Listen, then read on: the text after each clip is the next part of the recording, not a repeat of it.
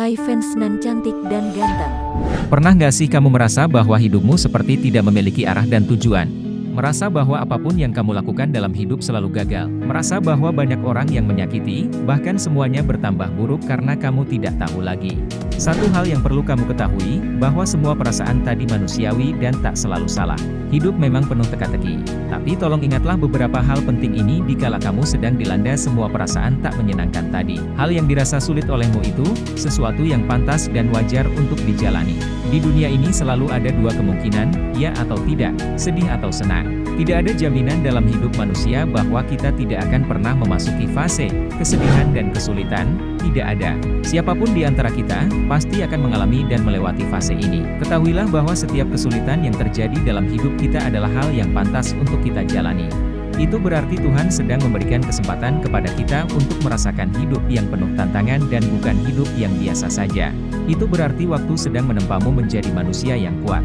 Yang kedua, hidup ini sebuah panggung seni untuk mengelola segala permasalahan yang terjadi. Mengelola masalah dalam kehidupan. Jika kamu merasa tersesat di kemudian hari lantas ingin menyerah, maka tandanya dirimu hanya sedang lelah, tapi yang perlu kamu ingat, menyerah sudah pasti membuat dirimu gagal dan tidak akan pernah bisa lulus dalam masalah lain yang ada di depan.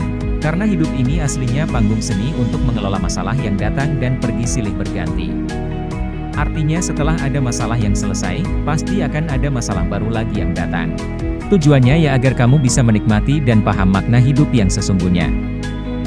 Yang ketiga adalah, datangnya ujian itu satu tanda bahwa kamu punya kemampuan di luar kesadaranmu untuk menanganinya. Satu hal yang perlu kalian ketahui dan kalian garis bawahi, bahwa Tuhan tidak akan memberikan ujian melebihi batas kemampuan kita. Itu berarti bahwa kamu adalah pribadi yang kuat dan mampu membedakan mana perihal yang baik dan tidak di dalam fase hidupmu.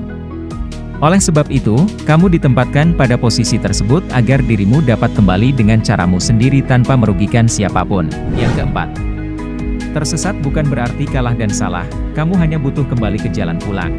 Jadi tolong berhenti berpikiran, bahwa tersesat menjadikan kamu manusia yang kalah dan tidak pantas untuk bahagia. Renungkanlah pesan ini dariku baik-baik, bahwa itu salah. Kamu tidak kalah, dirimu bukan pribadi yang lemah.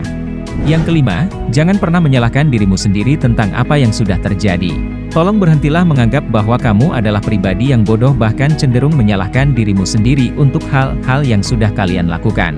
Perlu kamu ketahui bahwa segala sesuatu yang telah terjadi tidak akan bisa diulang kembali, karena ini adalah fase kehidupan bukan fase revisi seperti skripsi.